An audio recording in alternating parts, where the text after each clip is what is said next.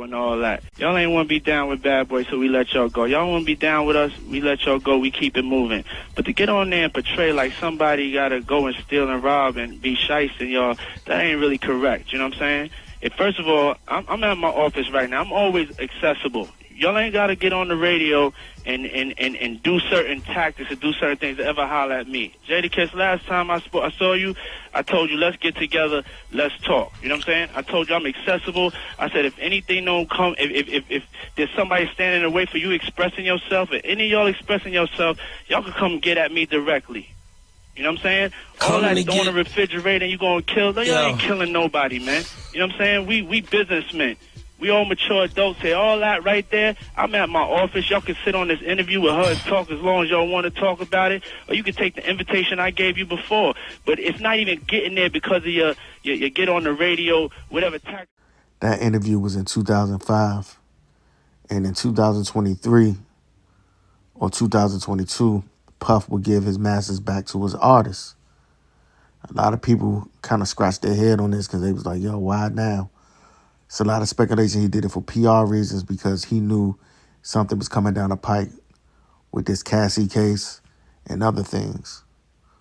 But the move, he gave it back to his artists where they had more negotiating power, more say-so of their careers, everything they wanted to do with their own music.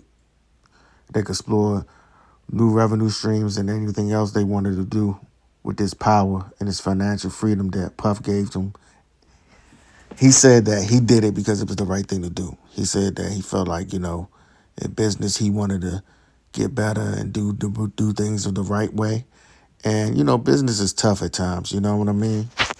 Business is hard for these CEOs. When you got CEOs of labels, like the Irv Gottis, the Diddy's and everything, these artists are their investment. And the money they put into them, they eat off the royalties from the publishing. They can't really go. Puff, he can go on tour because he do make records and everything of that nature.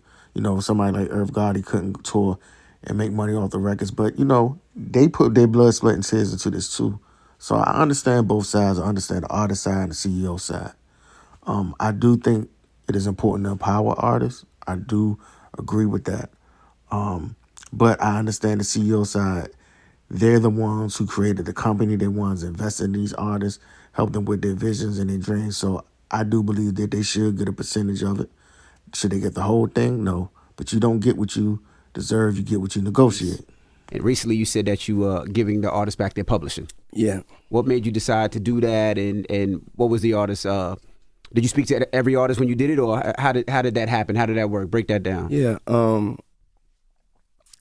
When I had went and called out the Grammys, I also, had to make sure that I had also looked from within. Once you start asking for change in this world, you have to look within and be a part of that change. So this actually was done 2 years ago. You know what I'm saying? It was actually done 2 years ago, and it was more of me just evolving as a businessman, a person that really wants change in the world, and progress, most importantly, because you can have change but not progress.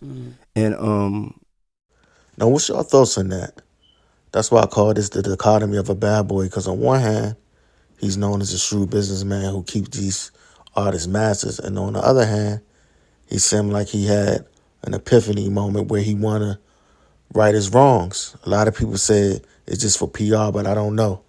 Again, we deep diving into the dichotomy of a bad boy. We all embody good and evil. What's your thoughts, though? Did he do this just for a PR move, or did he really have a change of heart? What the music industry is all about. Sergio's gone crazy. I love this game! He's Jeffrey. Let's go! Bye! No, I don't think so. In that previous clip, that was a clip from Puff in a movie called Get Him to the Greek, where he played a wild CEO named Sergio, who was in drugs, party animal, narcissist, everything in between.